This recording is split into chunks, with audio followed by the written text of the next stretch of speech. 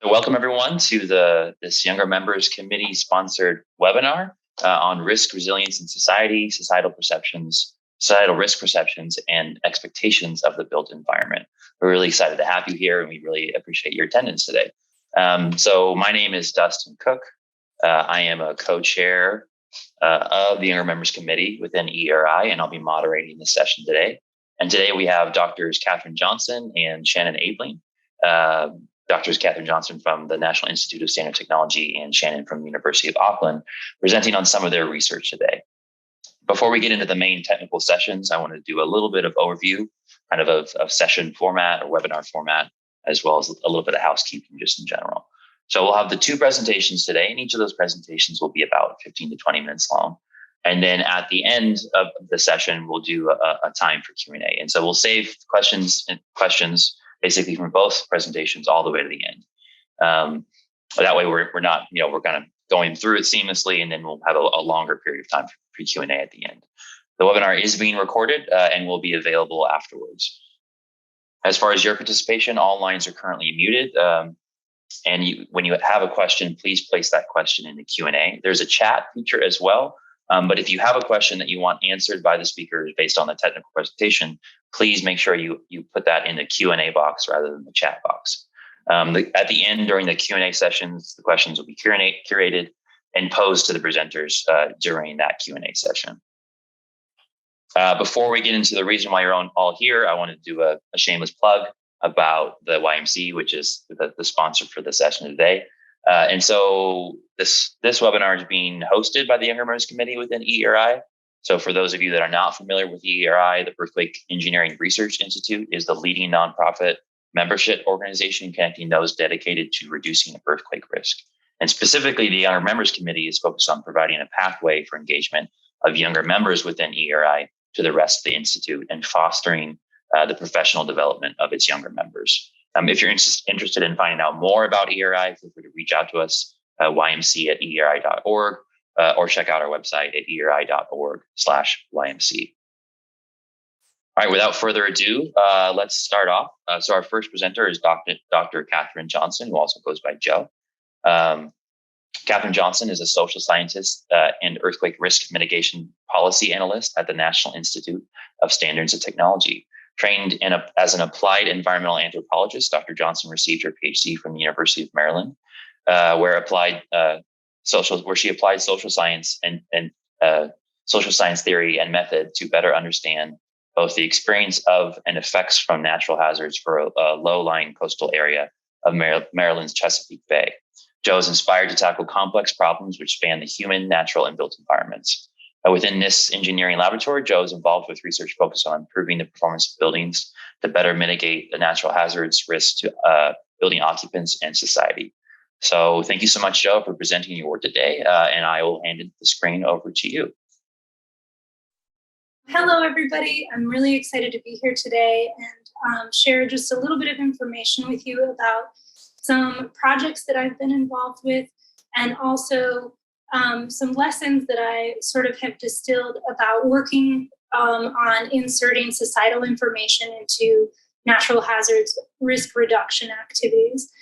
So Dustin gave a pretty good overview of who I am and what I do and the types of activities that I work on. I did want to share with you, just in case you're not familiar, NIST's vision is to be the world's leader in creating critical measurement solutions and promoting equitable standards by stimulating innovation, fostering industrial competitiveness, and improving quality of life.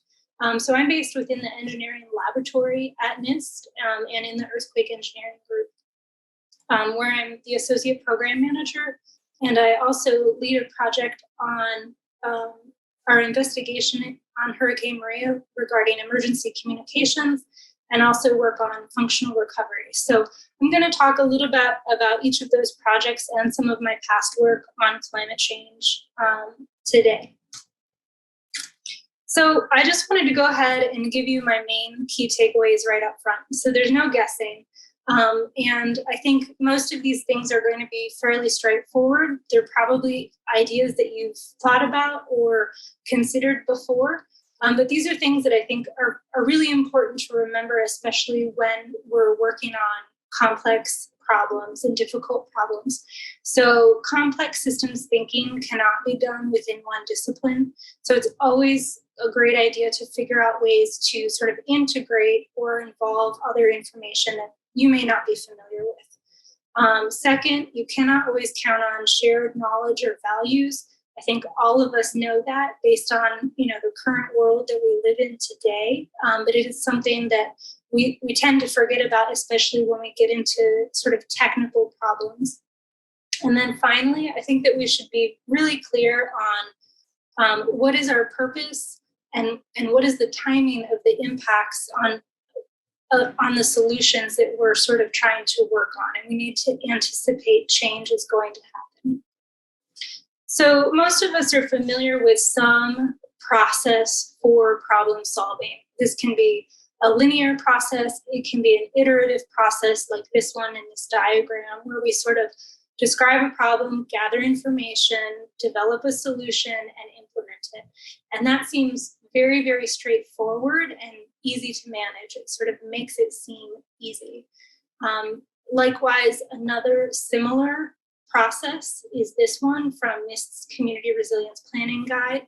And this one really focuses on getting community input and being able to tailor solutions to build resilience to communities' needs and also their characteristics. And most of you are probably very familiar with this concept as well. So a lot of the key ingredients that we're all already familiar with in this problem-solving process is to get technical knowledge and practical knowledge and integrate those, use our problem-solving skills. A lot of us are familiar with the idea of understanding physical and social constraints.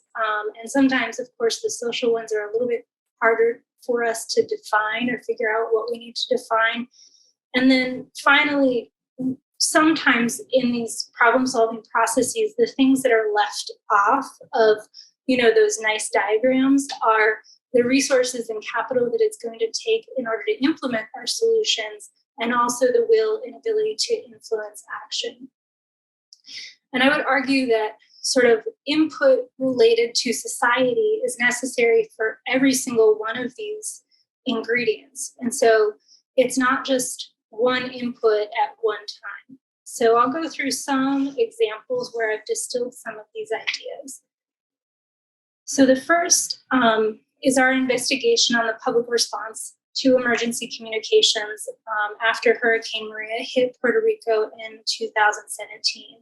And NIST established a congressionally mandated national construction safety team to investigate a number of different topics related to infrastructure damage, critical buildings, hazard characterization, and also emergency communications and recovery. My team is focused on the emergency communications and particularly related to evacuation behavior and decision making. So we really want to characterize the information environment and understand how did people take protective action, what factors motivated them.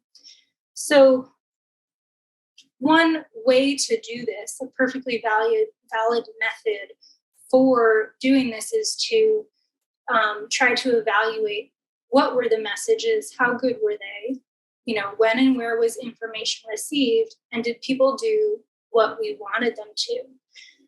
And this seems fairly straightforward. It's something that is easy for us to grapple with. We can define clearly the inputs and the order that they need to go in, and it's nicely bound within one particular discipline. Typically, communications would be the discipline that you would use to approach this problem. But as you can imagine, there are a lot of other aspects related to the creation and transmission of the messages, the receipt and the effectiveness of the messages, and then also how people are evaluating their risk in order to make protective actions and to evaluate their options for those. So in this diagram, you can see some of those different ideas related to how you might expand this approach, or what other information you could seek to input into this process. And these types of things help to establish the context around how people were making the decisions that they were making on the fly at the time during Hurricane Maria. And so the trick, in order to really take this very linear process and be able to expand it and improve it, make it stronger through integration with other disciplines, the trick is that we really have to figure out how much information do you need, and is it simply another data set that you can kind of integrate or learn something from, or do you need to find someone that does have expertise in that other discipline in order to really inform you on how you can approach this topic and integrate it with your own analysis? So moving on to another example. As Dustin mentioned, I worked on the topic of climate change in a rural coastal community in Maryland. In the Deal Island Peninsula Partnership began in 2012. It's actually still going today. And so we've had a number of different phases of activities throughout this project, but it initially began as a multidisciplinary investigation into the environment and social aspects of sort of climate change within this community.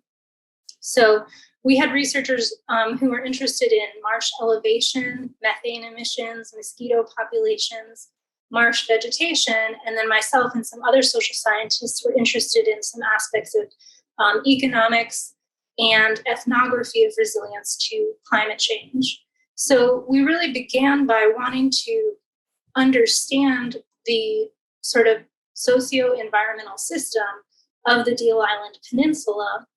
And in order to do this, we created a cross-sector stakeholder network that involved local community members, academic researchers, and government and nonprofit representatives.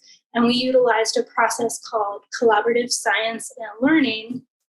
And this process was developed in the environmental field in order to really sort of tailor and design activities for this stakeholder network in order to gather information, share information, and sort of promote or get to the point where we were ready to help with decision-making activities. So there was a lot of different types of scientific research and data collected across this project. And we did, that kind of science, but we also did workshops and field visits, focus groups, and conducted interviews and surveys. And so my dissertation work focused on the vulnerabilities and resiliencies that the stakeholder network identified, whereas some of the environmental scientists were interested in interventions to help the marsh adapt to climate change. But the locals' two key outcomes or issue areas that they were interested in were roadway flooding and erosion. So I'll get to those in a second. So the second sort of lesson in terms of perspective matters. On the right, these items that are sort of highlighted here are items that sort of indicate the types of resilience that the stakeholder network identified for the Deal Island area, okay? And anthropology teaches us that there's both an insider and an outsider perspective in the analysis of culture. And I think this can really be seen here. So the local community members have a strong faith in God and a belief in his control. And so that means that they feel that their individual actions are so insignificant by comparison that they're not in control. So this means that a lot of them don't believe in anthropogenically caused climate change.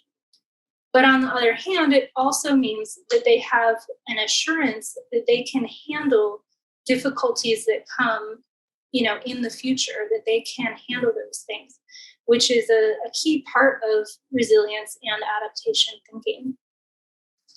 So that was a very interesting sort of local perspective. But one time when I was presenting on this community and our effort at a conference, a national conference, someone asked a question about whether this community had undertaken any efforts to reduce driving in order to reduce its emissions. And I was very surprised actually by this question. I hadn't expected it at all. So this is it's a rural community. It's very low lying, as you can see. And, they don't have a lot of rich people there. They have very moderate or low incomes. And so the idea that you would ask this community to further isolate itself by not driving to jobs or to food or to healthcare, it just didn't fit. I didn't understand, how you could sort of come up with that as an adaptation option. But that shows you how much we sort of have these ideas about what are the appropriate solutions to problems in our head when we have this framing already existing. So a couple more things that I just wanted to share that I'll move through quickly is that as part of this project, we also did a GIS scenario mapping and a tool. The Maryland Department of Natural Resources created this tool. People could go and actually see scenarios for future flooding vulnerability. And the flooding issue in this area was quite pronounced. So they had regular tidal flooding of roads, which is fairly low level, but as you can see here, this is what we would call sunny day flooding. So this is a regular occurrence that would interfere with school buses or people returning home from work.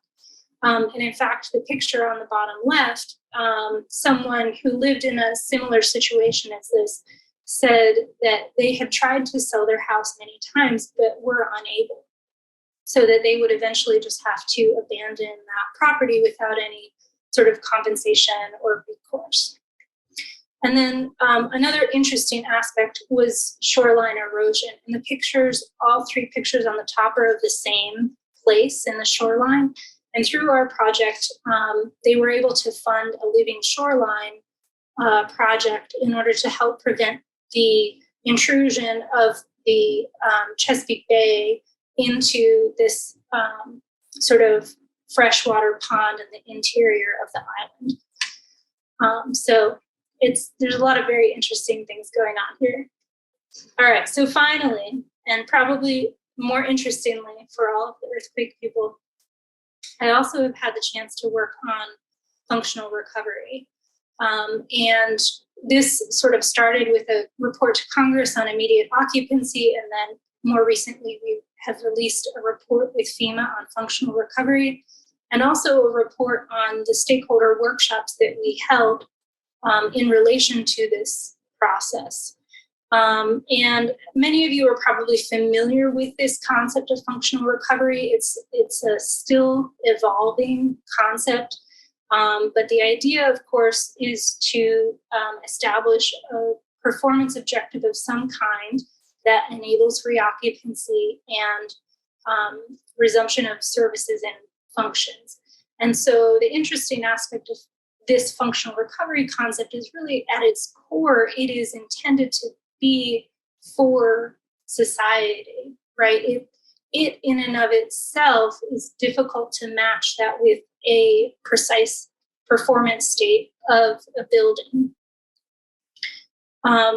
So the level of functionality and the time frame still are yet to be decided. So the lesson here, one of the lessons here that helps me with my thinking related to functional recovery is about this image, the adaptive cycle. And this can be described in a number of different ways, but essentially ecology teaches us that ecosystems collapse, and history teaches us that societies collapse. So we need to really plan for the things that are occurring in the future. So another way to think about this is a life cycle. Or as if you're a history fan, as Benjamin Franklin would describe, failing to plan is planning to fail. So I like to think about, instead of what performance do we want for functional recovery, I like to think about what don't we want?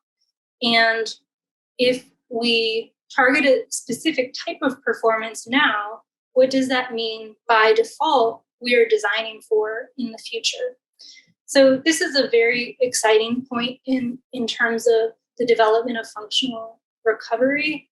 And I think a lot of people are very focused on what we can achieve very soon or for the next code cycle, for example. And I think that this is probably a really good thing to do. But the question then is, will that get us the performance that we really want or need from functional recovery? And I think the answer to that question is no. So then we have to make sure that we create a phased approach, or that we are planning to revise this in the future. So I only have 3 slides left, and you've seen one of them before, but I wanted to sort of take a step back from the big picture and think about, if you're struggling with trying to understand, well, how do you fit in the process of creating these solutions? These are some of the questions that are really important to bring it back to, what are you doing and what can you, where can you contribute? So related to your particular interests, skills, and abilities. And then probably most importantly, with regard to the societal information, when do we really need to know something about societal perceptions and expectations and preferences? And where does that information fit in the process? Does it go at the end? Does it go at the beginning? And some of the critical thinking questions that go along with that, is what is in and out of scope, and who gets to decide or implement what's happening, and the big picture implications of the solution. And these things are much harder to find a reason to think about, right? It makes us pause and reconfigure what we're doing. So these are both practical and ethical questions. They're not technical questions. And I think sometimes it's very difficult for us to have the incentive in order to think about those things. So wrapping up, this is what you saw before. Basically, just try whenever you can to work with others who are different from you. Never assume that perspective is shared. And remember that our solutions, though they are developed today, are really for tomorrow. So thank you. Thank you so much, Joe. So if you have any questions for Dr. Johnson, feel free to add them to the Q&A box at any point. We're going to save the questions for Dr. Johnson until the end of the session today, but you can add those to that box or that chat, the Q&A box at any point. Next, we're going to shift to Shannon. So Shannon Abeling is a research fellow at the University of Auckland, where she completed her PhD in civil engineering in 2021. Dr. Abeling's research explores societal expectations for the seismic performance of new buildings in order to inform future building regulations and standard updates. Currently, Shannon is involved in the New Zealand Society of Earthquake Engineering's Resilient Buildings project and QuakeCoRE's 1P1, or IP1, I should say, functional recovery with repairable multi-storey buildings. Thank you, Shannon. The screen is yours. Great. So as Justin mentioned, I'm working with the Resilient Buildings project, and the first phase of our research has been on societal expectations for the seismic performance of buildings. And this presentation will give you an overview of some of our key findings. So really what these findings are they're a snapshot of the societal expectations and tolerance towards seismic risk. So what we were trying to do is to capture how people in today's society expect new buildings to perform in earthquakes. And this is a multidisciplinary effort. And so I do want to take the time to acknowledge my project team. So we have Charlotte Brown from Resilient Organizations and Sophie Horsfall, also from Resilient Organizations, Helen Ferner from the New Zealand Society of Earthquake Engineering, and Hugh Cohen.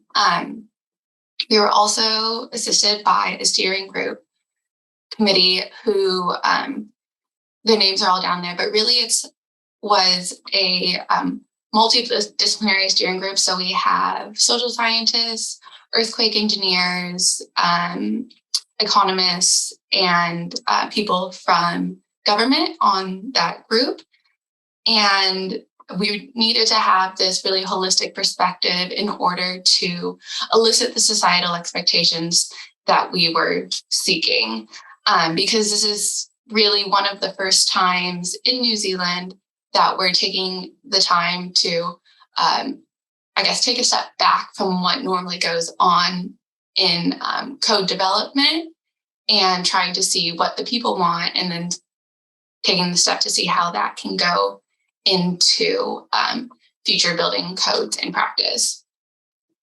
Just some background on this project and New Zealand. So many of you will be familiar with the Christchurch earthquake in 2011 and the QuakeCoRE earthquake in 2016, where we had an unprecedented loss from the seismic activity. And that's really highlighted some of the shortcomings of the built environment.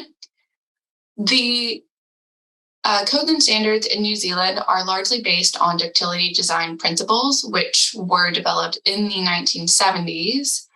But New Zealand's urban landscape has changed quite significantly since the 1970s with the urbanization and changes in building types. The New Zealand Building Code has not kept up with these developments, and New Zealand's seismic thresholds for damage are relatively low. We do have a serviceability limit state, so that's a damage limitation limit state, but that is only for a 1 in 25 year earthquake, so relatively low seismic setting there. And a recent review from the MB, which is the government organization in charge of building administration, highlighted issues about the building code's seismic regime objectives. So based on all this background, really, that's where what we're calling the Resilient Buildings Project was born. And this is a multi-phased approach that will look at how to document perceptions of risk and desired building performance in varying degrees of buildings, geographical, and community settings, evaluate the importance of seismic resilience relative to other demands on the built environment, and then to develop a clear language of desired performance objectives. And the findings that I present today really talk to those first 2 points. And in the next stages of work is when we're going to work on the clear language and performance objectives. So how did we go about this work? Well, we went out and asked people how they expected their buildings to perform. And we did this with a series of 32 interviews and 6 focus groups. And while we realized that this number of interviews and focus groups couldn't cover everyone and all opinions in society, we weren't going for representation. We were going for having a diverse range of opinions. So hopefully we could capture the birth of people's opinions. So what we had with the interviews was we talked to people from different seismic hazard zones, different geographies, socioeconomic groups, ownership perspectives, occupancy perspectives, and cultural contexts. And for the focus groups, we had 3 based in urban centers and 3 in towns, all with different levels of seismic hazard from low to high. And within each of the focus groups, we had 3 to 7 individuals who, again, we were looking for a range of perspectives, including local civil defense, the business community, health sector, welfare sector, environmental interests, and Maori worldview, who are the Indigenous people to New Zealand. So I won't go into too much detail about the interview process, but I do want to highlight some of the methods used in the focus groups. So one of our focus group activities involved this town map. And I guess I should say also that The focus groups occurred the second half of last year when New Zealand was mostly in lockdown from COVID. So we had to do our focus groups online. And anyone who's done a focus group before will know that it's hard to keep people engaged on when you're all in person. So we really took the time to come up with activities that would keep people engaged and talking. So looking at this town map, what we have is a generic town map with some generic buildings that represent building types. So we have a restaurant or pub that would represent hospitality sector in general, a supermarket that represents essential goods, residential apartments, basically like everything we could think of that would go into a normal town or city. And we asked the people to look at this map and kind of overlay their location's risk context over it. And then we went through a series of questions to ask how important each of these buildings or building types were. And they had these counters, which were kind of like their pot of money to give the relative importance. So once they've answered the questions, the counters might look something like that. And the questions we went through in order were: how important is it to preserve life within each building? Which buildings are most important to reduce social impacts? Which are most important to reduce economic impacts? And for new building, how much functionality should each building have in a given time frame ranging from 1 week to 1 year? And then finally, reflecting back on all of these questions, how would you invest in your building before the event? And then just also quickly on another activity we did in the focus group was we had these risk matrices where along the top, they were given a consequence ranging from low impact to severe impact. And then down the side, they were given frequencies and likelihoods from extremely rare to very likely. And they were asked to distribute counters again, which represented intolerable, tolerable, or acceptable for each combination of consequence and likelihood. So I'm showing the human matrix here, which includes casualties, well-being, and mental health in the consequence columns. But we also had matrices for social, which included population dispersion and loss of trust in government, economic, which included job loss and loss in GDP, and environmental impacts, which included things like waste and embodied carbon. So now getting into some of the findings, the first section I'll talk about is seismic resilience performance objectives. And what we found is that life safety still really sits at the center of the performance objectives. People expect to be able to exit a building after a major earthquake. But what people talked about with life safety went beyond just what we traditionally think about with performance objectives. Many people were interested in protecting vulnerable people, whether that's at aged care facilities or schools. And then also, potentially controversially, there was discussion around preserving high-value skills and resources. And the next level out from life safety is social and economic recovery, which really have a symbiotic relationship. Though social recovery does sit a little bit higher on the priority list than economic recovery for many. So with social recovery, what I'm talking about are things like ensuring equitable access during the recovery process, enabling effective governments, and eventually returning to a sense of normalcy and retaining a sense of place and cultural identity within towns and cities.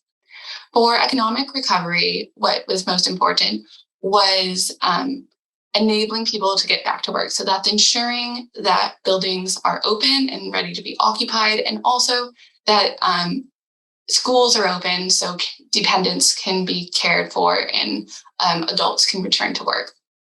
And then finally, the last performance objective is around minimizing environmental impact. And this is really probably doesn't fit front of mind for many people, but with the conversations around climate change is really starting to become a more of an important performance objective that we should think about going forward. So the next topic that I'll talk about is recovery progression, because in order to hit the social, economic, and environmental performance objectives, we need to think about how our buildings are coming back online. So this chart shows how our focus groups prioritize buildings in terms of the speed at which they wanted to see them come online following a major earthquake. And this was all done with the town map activity that I introduced you to earlier. So when you're looking at this chart, what it shows is that the darkest colors indicate that the focus groups wanted those buildings to be fully functional at that time period in the recovery. The lightest color indicates that those buildings didn't necessarily need to be online at that time period. And then the intermediate colors are where buildings could be partially functional, and the focus groups were allowed to define what partially functional meant, whether it was operating without electricity or whether it meant part of the building might have been closed, just different things for different building types. You'll notice maybe some of the things seems quite aspirational, particularly around critical infrastructure, but we encourage them to think critically about what they could live without and for how long. And what we were seeing was that in the early response, so days to weeks, what people looked for was healthcare, emergency shelter, emergency response, critical infrastructure, and community gathering points. In that early recovery, so around 1 to 3 months, the important things were safe and health living conditions, the ability to work from home, so getting the houses and apartments online, childcare, and supply chains for essential goods. In the longer term recovery, or I guess middle term recovery from about 3 to 6 months, that's really when people wanted to see an uptick in economic activity and getting the non-essential services running. And so that's things like restaurants and pubs and having more retail available. And then also in this time period, people are looking to have a sense of normalcy and social connection. And then in that longer term recovery, about 6 to 12 months, people are looking to get tourism and tourism going again, and recovery and the rebuild should be fully underway at this point. So what I presented so far is really a high level overview of performance objectives. And the next thing that I want to talk about is what influences individuals or communities' tolerance for disruptions from earthquakes. So at a community level, what can influence risk tolerance is the seismic hazard zone. So communities in low hazard zones tended to have a lower tolerance for disruption from earthquakes. And that was really around them not expecting an earthquake to happen. So they didn't have really built-in tolerance for it. Whereas in higher seismic zones, they expect these sorts of disruptions. Buildings that are geographically isolated by, say, mountains or rivers tended to have lower risk tolerance because they have less resources available to them in the event of an earthquake. High density built environments, so places where there's a lot of people around, have less tolerance for risk in those high dense urban environments. And then also the recovery capacity. So recovery capacity is a really broad term that we're using for things that affect a community's ability to bounce back. So that could be something like the socioeconomic strength, but it could also be a community that, say, they had a flood last year and they put a lot of resources into recovering from that flood. If there's an earthquake this year, they're less likely to be able to bounce back as quickly. So with these different levels of risk tolerance in mind, we wanted to map what risk tolerance might look like for a community and an individual. And this is what we came up with. So here we have on the side the impact from low to high, and on the x-axis here, we have the likelihood from rare to frequent. And we have unacceptable risks being high impact events that are frequent and low impact risks that are rare. So those two are both pretty straightforward, but we have in the middle here is where things could be tolerable. And that's what we're calling our trade-off zone. And this is where really interesting things happen with people having to make calls about what's acceptable and what's unacceptable. And it depends on cost and opportunity for co-benefits, and it varies through time and space. So we looked at a number of different factors that might influence what the decision-making process that people make in this trade-off zone. And what we found for incentives is that things like the likelihood of having a return on investment make people want to invest in their buildings more, so building to a higher seismic standard. The opportunity for co-benefits, maybe with things like climate change. And then also if there's government incentives to build to a higher standard, then people would be incentivized to do so. On the other side, we came up with a list of hindrances, and hindrances really are all around where costs might lie, whether there's insurance available, and we found that if there's more insurance available, people expect to pay out if their building's damaged, so they're less likely to build to a higher seismic level. Neighborhood can affect the desire to build to a higher standard. So there's some reluctance to be a first mover if they think that the buildings around them are not going to survive an earthquake. Then there's no real point in having a very strong building if there's no neighborhood and lots of damage to the critical infrastructure. And then also probably the biggest hindrance is just competing priorities, where people are worried about so many other things like housing affordability and job availability, where seismic resilience just isn't coming into the forefront of their minds. So kind of keeping on that vein, we understand that seismic resilience is not the only thing that people are designing for. There's a number of competing priorities. So we looked at how seismic resilience is in the context of other design requirements during the build process. And what we found was that safety is still the top priority. And then that's not just earthquake safety, but also safety day-to-day and fire safety. And then next down on the list with some overlap is things like well-being, functionality, longevity, and environmental sustainability, all of which are really important when considering how buildings are designed and used and how people interact with buildings. And then slightly less important, but really where there was a lot of dispersion between the interview and focus group participants was around aesthetic and cultural value and cost. And cost in particular was one where some people rated it really highly and some people rated it really lowly. It just depended on who we were talking to.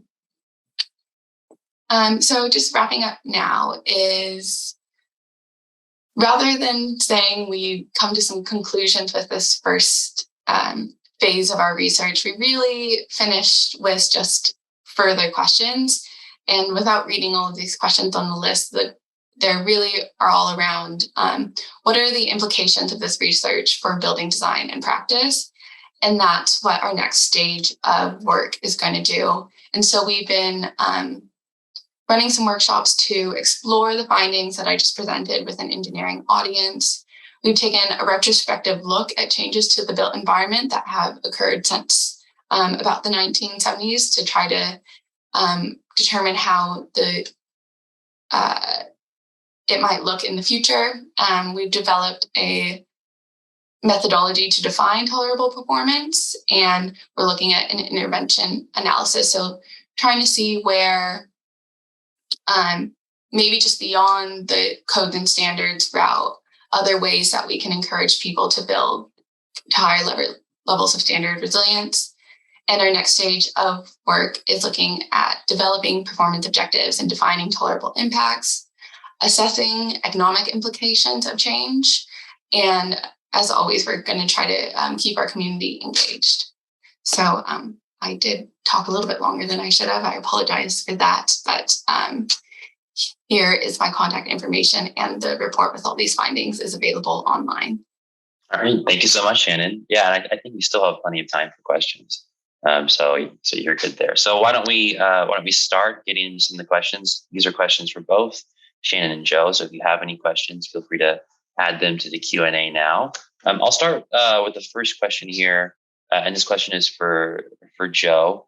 It says, talking about the mitigation measures, how can we leverage our scientific knowledge to influence people's opinions to act proactively to disaster mitigation by employing state-of-the-art tools and techniques in building resilient communities? I mean, the factor of culture and myths largely determine the extent of people's will to act. I think that, a lot of the ways that we answer these questions usually comes in two forms. One is we sort of get them to do the things that we want to do by forcing them to do it, right? If it's codes and standards, or some other mandatory thing, earthquake insurance, or, something like that. Or it's really seen as being a communications and an education issue, or incentivizing action. And I think those are the typical approaches. I think it depends a lot on sort of what you're talking about, what type of behavior you want to change.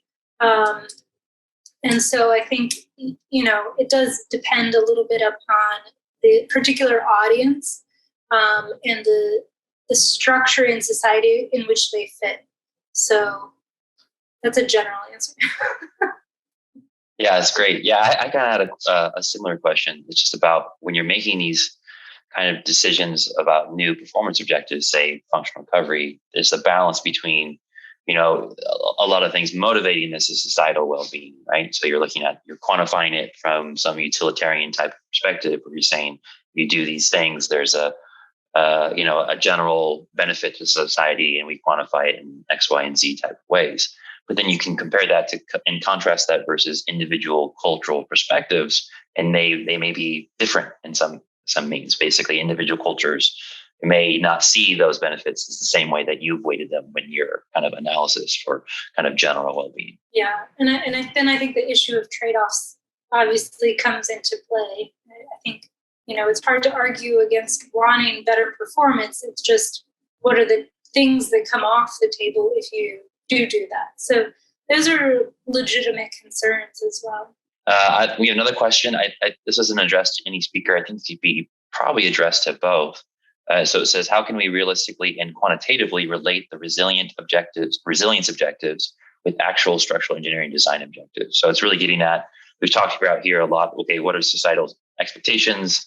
What do those things depend on? How do we, understand all the things that are going on there?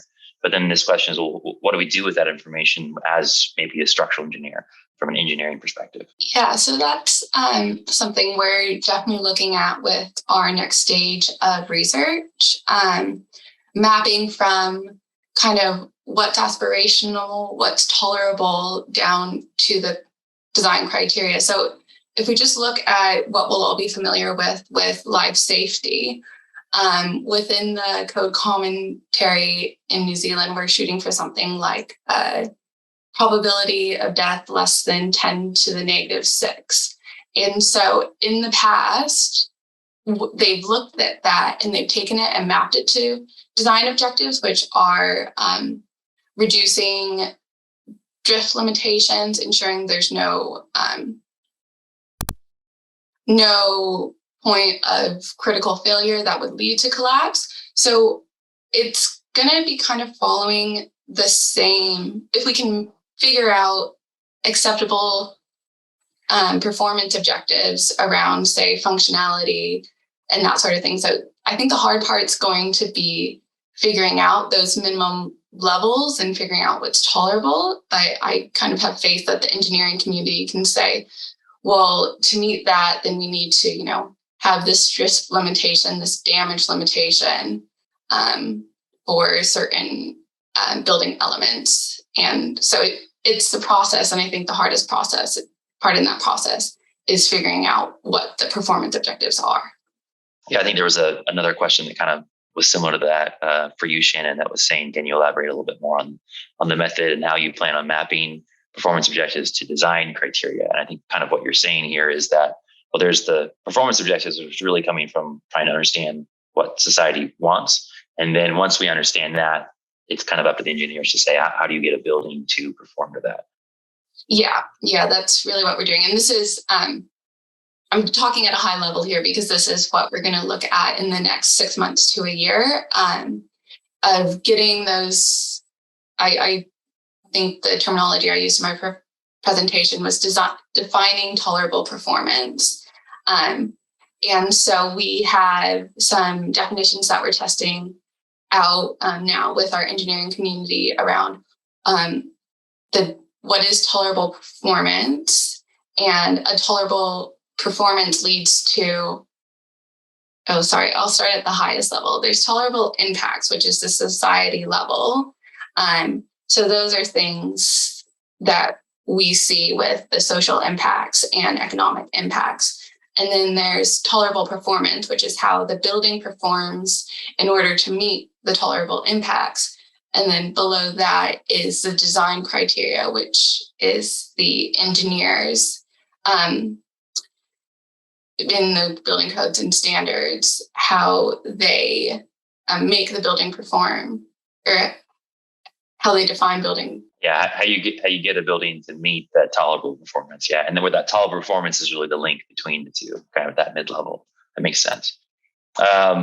The next question is for Shannon again. It was a similar question that I was wondering. So the question asks, can you speak a bit more to the selection of participants for your focus group? I'm interested in whether building owners and renters had different perspectives. And I think in general, whether you saw kind of different perspectives from the different groups that you looked at.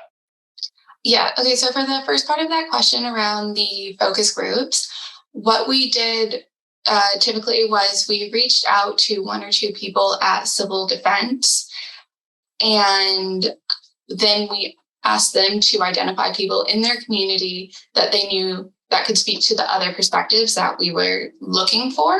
And that worked really well in the small towns, but it was a little bit harder to implement in the larger cities, just for getting the focus group participants.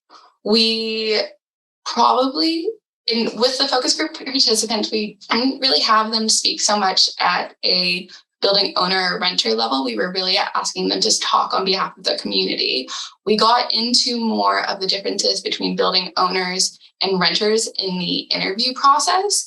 And we did see some different perspectives, but with the renters probably had lower tolerance for disruption than the building owners because they had less.